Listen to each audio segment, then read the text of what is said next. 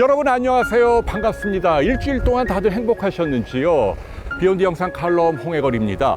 와, 여기 정말 바람 불고 너무너무 시원하고 속이 뻥 뚫리는 기분입니다. 여러분들도 아무쪼록 힐링해 보시기 바랍니다. 여기가 어디냐고요? 차귀도입니다. 한경면에 위치한 제주도에서 가장 큰 무인도에 제가 올라왔습니다. 하루에 2편의 배가 오고 가는데요. 1시간 정도 트레킹을 할 수 있습니다. 여러분들께 정말 강추하죠. 공포의 외인구단 영화에서 지옥 훈련을 하는 무대로도 활용이 됐다고 하는데요. 1970년도 이후로 지금까지 50년 동안 사람의 손길이 닿지 않은 제주도에서 가장 큰 무인도입니다. 자, 여러분, 여기서 정말 대자연의 장엄함을 실감하는데요. 여러분, 이 지구상에 가장 많은 무게를 차지하는 생물이 뭘까요? 사람일까요? 코끼리일까요? 고래일까요? 아니면 커다란 세콰이어 나무일까요? 여러분, 정답은요, 세균입니다. 이 땅 속에 엄청나게 많은 세균들이 있죠. 여러분, 대장 속에도 1kg 가량의 대장균이 있잖아요. 이걸 다 합치면 무려 5만 조 톤이라고 합니다. 대단하죠? 이것은 모든 동식물, 나무, 고래, 코끼리, 사람 무게를 합친 것보다 훨씬 더 많은 양이라고 합니다. 자, 이 자연 속의 세균은 사실은 크게 문제가 되지 않는데요. 문제는 병원에서 세균에 감염되는 경우입니다. 우리가 이것을 기회 감염이라고 하잖아요. 놀라지 마십시오. 미국에서만 CDC 자료를 보면 해마다 280만 명이 병원에서 항생제 내성을 가진 이른바 슈퍼박테리아에 감염이 되고요. 그 중에 3만 5천여 명이 생명을 잃고 있다고 합니다. 우리나라도요, 사정은 굉장히 비슷합니다. 자, 그래서 여러분들이 병원에 갈 때는요, 굉장히 조심해야 합니다. 가능하면 가지 않는 게 좋다는 얘기죠. 그 이유가 무엇이고 또 어떤 대책이 필요한지 오늘은 병원 감염에 대해서 살펴보도록 하겠습니다. 얼마 전 비욘디 인사이트 인터뷰에 분당 서울대병원 구경회 교수님이 나오셨습니다. 인공관절 수술 분야 세계 최고 대가라고 할 수 있는 분인데요. 이분이 가장 신경 쓰는 게 수술 도중에 세균 감염이 일어나지 않도록 하는 것이라고 합니다. 아무래도 인공관절이 이물질이다 보니까 일반적인 외과 수술에 비해서 훨씬 더 감염이 많이 일어난다고 합니다. 그래서 세계 최고 병원으로 알려진 미국 메이오 클리닉도 1% 정도 감염률이 일어난다고 하네요. 그러나 분당 서울대병원은 0.1% 수준을 유지한다고 하죠. 그러니까 선진국보다 10분의 1이나 낮은 감염률을 자랑하는 거죠. 이건 정말 대단한 겁니다. 자, 그래서 각별한 노력을 기울인다고 하는데요. 예컨대 수술장 안에 공기 가운데도 1세제곱 입방미터당 먼지가 100개 이하로 초정밀 공조를 유지한다고 하고요. 외과 의사들이 수술할 때 손을 씻잖아요. 스크럽이라고 하죠. 이렇게.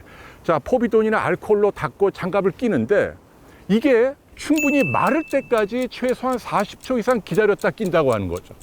왜냐하면 이게 마를 때 비로소 균이 죽기 때문이라고 하는 거죠. 원칙을 지킨다는 얘기입니다. 제가 특히 인상적으로 들었던 부분은요, 이분이 모 텔레비전 방송국으로부터 명의로 초대가 됐는데요, 방송 출연을 고사했다고 합니다. 이유가 뭘까요? 제작진들이 수술하는 장면을 찍기를 원했는데요, 이게 마음에 걸렸기 때문이죠. 청정을 유지해야 하는데 촬영 도중에 균이 공기 중에 돌아다니다가 자칫 환자에게 감염시킬 수 있기 때문입니다. 아이고, 지쳐서 잠깐 자리에 앉았습니다. 제 등 뒤로 등대가 너무 예쁘죠? 자, 사람 몸에서 말이죠, 1분에 적게는 1000개, 많게는 10만 개 정도의 세균이 지금 이 순간에도 배출이 된다고 합니다. 수술장의 의사나 간호사 몸에서도 마찬가지겠죠. 그래서 감염을 방지하기 위해서는 온몸을 차단해야 하는 거죠. 땀이라든지 머리카락, 비듬, 침방울, 눈물. 네, 그래서 외과 의사 몸에서 조금이라도 환부로 튀어나가지 않도록 철저하게 차단을 해야 이렇게 놀라운 감염 방지 효과를 얻을 수 있다는 겁니다. 자, 그런데 여러분, 이건 이제 의사들이 해야 할 부분이고요. 문제는 우리 환자들도 조심해야 한다는 얘기죠. 제가 알고 있는 지인 한 분의 에피소드를 들려드리겠습니다. 정부의 고위 관료였고요. 정말 훌륭한 분입니다. 그런데 이분이 은퇴 이후에 감기가 좀 심하게 걸렸는데 아무래도 서울대병원의 교수들이 잘 치료하리라 생각을 하고 동네 병원보다 서울대병원을 찾아간 겁니다.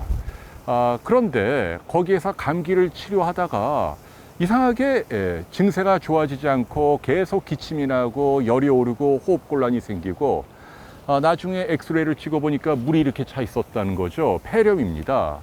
뭘까요? 나중에 알게 된 사실인데 운 없게도 슈퍼박테리아에 감염이 된 거죠.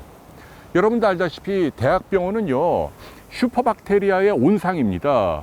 왜냐하면 여기는 대한민국의 모든 난치병 환자들이 다 몰려오고 그러다 보니까 가장 높은 농도의 가장 최신 항생제를 투여하게 되고요. 그 과정에서 세균들이 항생제에 저항하는 돌연변이를 일으키는 이른바 슈퍼박테리아들이 항상 돌출하고 있다는 얘기죠. 그 세균이 어디에 묻어 있을지 아무도 모른다는 얘기죠. 의사의 가운에 묻어 있을 수도 있고 병원 화장실 문고리에 묻어 있을 수도 있고요. 그런데 보통 건강한 사람이라면 병원에 가서 이런 걸 좀 피부에 만지고 입에 들어가고 한다 하더라도 우리 백혈구를 비롯한 면역이 이겨냅니다. 문제가 안 돼요. 그런데 이분처럼 나이가 있고 질병을 앓고 있고 또 면역 억제제를 쓴다라든지 그래서 다른 사람들보다도 면역이 떨어져 있는 분이라면 이런 슈퍼박테리아가 들어오면 바로 감염이 생기는 거죠. 그때는요, 최첨단 항생제를 써도 효과가 없습니다. 그래서 이분도 1년 넘게 투병하고 급기야는 중환자실에 입원하고 인공호흡 기계를 통해서 돌리고 하시다가 안타깝게도 숨졌다는 얘기입니다. 여러 가지 가정이 성립을 하죠. 대학병원에 안 가셨더라면 아니면 가셨더라도 운 없게 감염이 안 됐더라면 그런 불행한 일이 안 생겼을 터인데요.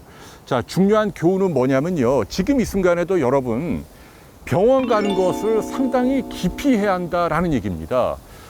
위문을 간다라든지 병문안을 간다라든지 특히 나이 드신 분들 또 지병을 오래 앓았던 분들 또는 암 환자분들 이런 분들은요, 저는 가급적 병원에 가지 마실 것을 아주 강력하게 권유합니다. 왜냐하면 지금 이 순간에도 어떤 경로인지는 모르지만 병원에 가서 덜커덕 운 없게 슈퍼박테리아에 감염이 돼서 폐렴을 심하게 앓거나 하다가 돌아가시는 분들이 우리나라에서만 최소한 5,000명에서 6,000명은 된다.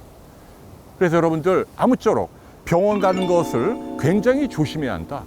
안에 하나 간다 하더라도 아주 철저해야 한다. 마스크 쓰시고 손으로 뭔가 고리를 잡을 때 수도꼭지라든지 문고리라든지 병원 안에 있는 어떤 도구를 만질 때에는 반드시 비누로 씻어야 한다. 그렇지 않으면 세균이나 바이러스에 감염될 수 있다는 걸 여러분께 강력하게 알려드립니다. 네, 슈퍼박테리아 급증의 배경에는요, 도덕적 해이가 깔려 있습니다. 그러니까 소총으로 충분한데 대포를 쏘는 거죠. 기존의 항생제로도 나을 수 있는 감염 질환인데 나만 빨리 낫겠다고 첨단 최신 항생제를 남용하면 생태계 내에 돌연변이 세균이 증가하는 것입니다. 요즘 우리 사회를 관통하는 화두가 공정이라고 하는데요. 감염 질환도 마찬가지인 것 같습니다. 나만 빨리 낫겠다라는 게 아니고 원칙 그리고 가이드라인을 지키는 것, 이것이 항생제 내성 세균으로부터 우리 사회를 지키는 길이 아닌가 싶습니다. 네, 올림픽도 이제 막바지에 접어들고 있네요. 우리 선수들 정말 선전했지요. 메달 숫자도 중요한데요. 저는 코로나 백신 빨리 좀 맞아야겠다라는 생각이 듭니다. 안타깝게도 완전 접종률 인구 대비 우리나라가 오늘 현재 한 14% 정도입니다. 그런데 이웃나라 일본이 34%를 넘어서고 있네요. 이건 굉장히 안타까운 일이고요. 우리도 빨리 백신을 보급해서 많은 분들이 서둘러 접종해야 이 코로나를 근본적으로 이겨낼 수 있는 길이다라고 생각해 봅니다. 자, 여러분 아무쪼록 힘내시고요. 이제 무더위도 많이 지나가고 있습니다. 굳은 땅, 저는 다음 주 일요일 날 아침 다시 찾아뵙도록 하겠습니다. 자, 행복하세요. 겨울아 안녕 해야지. 행복하세요.